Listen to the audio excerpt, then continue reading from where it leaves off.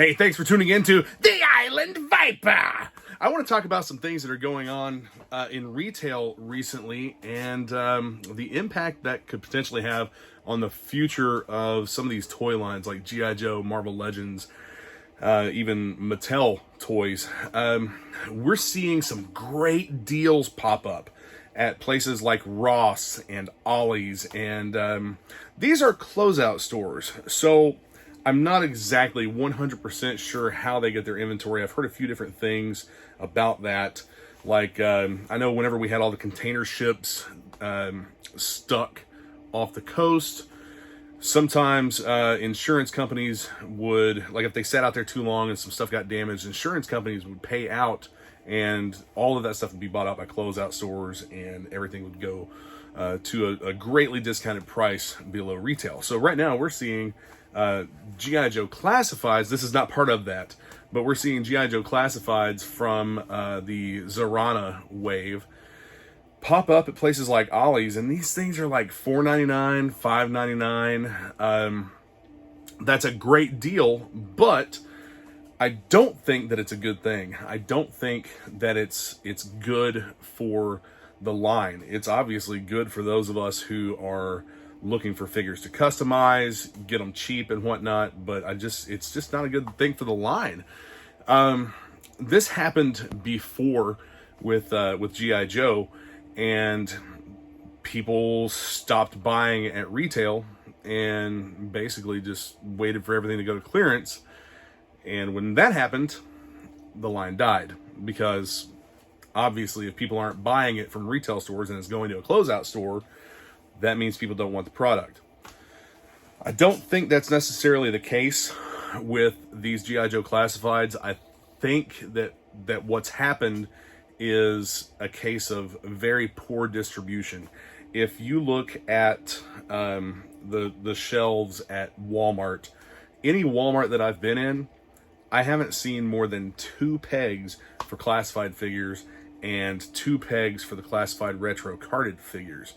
They don't even have that much space for Marvel Legends. Target, however, does have quite a bit of space for Marvel Legends. They're just not selling. It seems like you'll have figures clog the shelves at Target endlessly, and they end up just putting them on clearance and having to get rid of them. Then you see them pop up at places like Ross and Ollie's. And I believe that Ross and Ollie's probably get their merchandise from not the stores themselves, but from distribution centers. So when product isn't selling in the store, the product sits in the distribution center. The retail store orders from their distribution center. And if they're not ordering product and it's clogging up the storerooms at the distribution centers, then it gets sold off at a greatly discounted rate. That's probably what we're seeing. Like in the case with the Stalkers, Zorana, Crimson Guards, I never saw any of those figures at any Walmart store in my area. And there's at least 6 Walmarts within short driving distance of me. None of them ever had those figures. My local Walmart had the G.I. Joe movie figures for about 2 years before they finally clearanced them out. I watched those things go from retail to clearance, and then the clearance stickers be ripped off and put them back at retail, and they still couldn't move them. And they wouldn't get rid of them. They wouldn't send them back. They wouldn't send them to claims. They never ordered anything. So we missed several waves of G.I. Joe figures here at my local Walmart. And that's part of it. All that stuff that had been sent to the distribution center just sat there. It never got sent out to stores. So that's probably part of where the Ollie's wave came from. And that's why they're $5. They just never went to retail. Another thing that we're seeing is very odd to me. Hasbro Pulse exclusives and e-tailer, independent retailer exclusives like Sergeant Slaughter and the the Fortnite Snake Eyes. Both of those figures are popping up at Ollie's, and that Sergeant Slaughter was for independent retailers like myself and Amazon and other online retailers. That was also sold through Hasbro Pulse, but it was never a Walmart mass retail type of figure. But it's showing up at a closeout store. That really doesn't make a whole lot of sense to me at all. Where are those coming from? Are they coming from Hasbro Pulse? Why is Hasbro Pulse selling stuff to a closeout store? To me, that's a really bad sign. The Fortnite Snake Eyes, same thing. Why in the hell is that thing showing up at a closeout store? Is there, like, and again, this is purely speculation. Is there some other retailer out there that ordered a ton of this stuff and just never sold it, or what's going on with that? How is that ending up at closeout? Marvel Legends, and again, these are waves I never even saw in the stores. I never saw them at Target, never saw them at Walmart. They are sitting at Ollie's right now, discounted 50%. They're like $8, more than 50%. They're like $8. And I was tempted to buy some of them, but I mean, I'm not a huge Marvel Legends collector, so it just kind of falls to the wayside for me.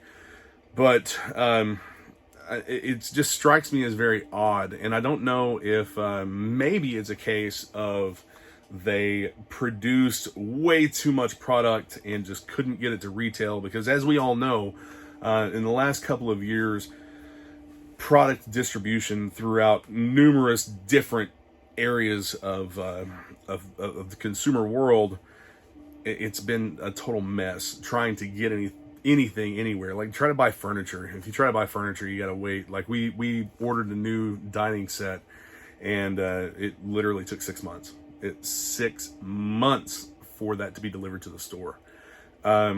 Vehicle parts, same type of thing with a lot of vehicle parts. But I think that distribution was just so bad, and they ramped up production and just could not get that product out there. And now distributors and retailers get stuck with it. Another thing that I keep seeing is popping up at places like Ollie's and Ross, Ross in particular, is the Target exclusive sets. Target has the G.I. Joe, Tiger Force, and Python Patrol. They had the Cobra Island figures, and now we have that stuff popping up at Ross. We have five $10 Duke and Ram Cycle sets popping up at Ross. That is just mind-blowing to me. But at the same time, if you look at the retail shelves in Target, you'll see that there's one shelf spot, just one shelf spot, for a set like the Ram Cycle, and you only have a couple of pegs on the shelf for the regular classified figures. So they have their Target exclusive figures, and then they have the mainline figures. You have a total of, I think, 4 pegs, and it's just not enough space to put these things out. So they end up not even making it out to the floor. It's not that they're holding them in the back room. They don't even make it to the store. They're sitting at the distribution centers. And then a lot of times I see empty pegs, but then you go over to Ross, and these figures, like newer figures from the last wave or two, are sitting on the shelf at Ross. Like, why is that a thing? Is it a sign that people are just not spending money on it? Is it a sign that the retail stores aren't ordering correctly? They're not displaying the product correctly? I think that's a big part of it. They're just not displaying the product correctly or pushing sales for those items. And then you'll have Target get something in way early, like they did with Grunt. The new Grunt figure was discounted 50% as soon as it hit. Target was the only one that had it. Why in the hell did they discount a brand new figure 50%? Again, unless it was just some kind of special that they did where they ordered a ton of it and moved it at a loss, I would think that it would have to be at a loss. I don't understand why they discounted brand new figures like that.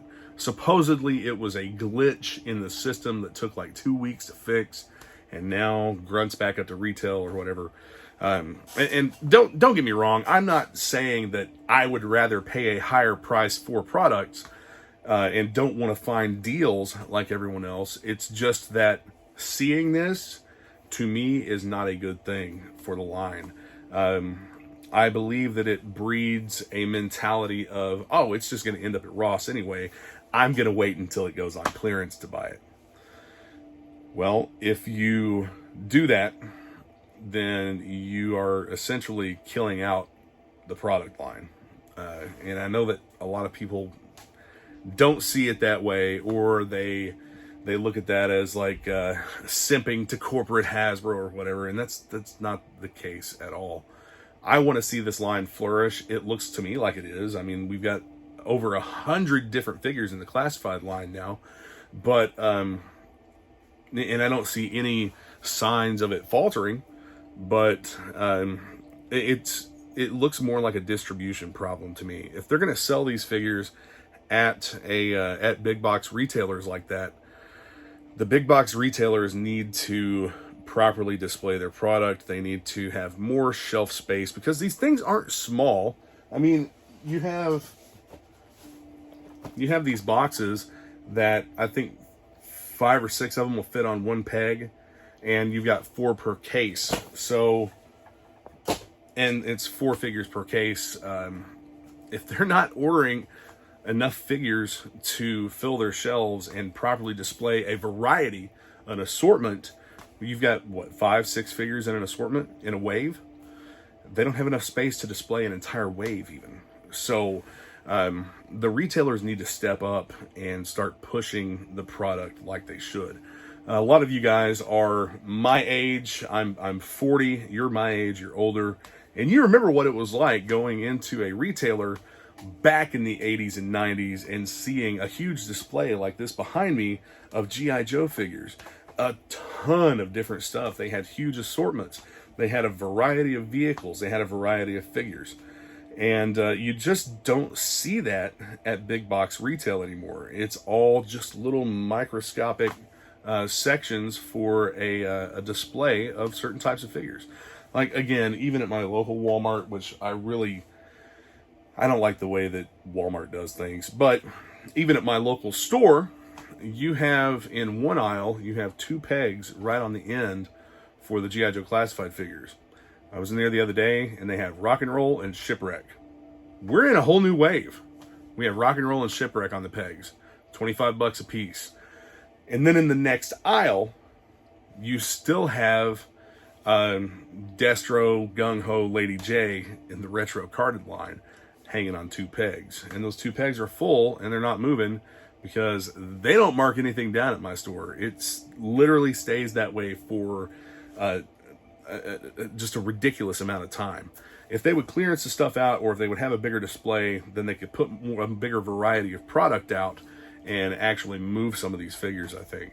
But anyway, that's just some thoughts that I wanted to share. The closeout thing is not good. It's not a good sign. Regardless of what that pertains to, whether it's not a good sign for distribution, it's not a good sign for retail. I think that it does help people get even more into the line, but that's yet to be seen. We still have the His Tank coming. That should be arriving within the next few weeks. We have the Dragonfly. There's rumors circulating of yet another new G.I. Joe HasLab. Man, I hope so. I hope we have a new G.I. Joe HasLab. That would be really cool, but I want to get the first one in hand first. So, if they do another one, I'll definitely buy into that. I've got another video coming up here soon that I want to talk about the death of the O-ring figures, because the community there's just not a big enough community of support out there for O-ring figures to be made at mass retail.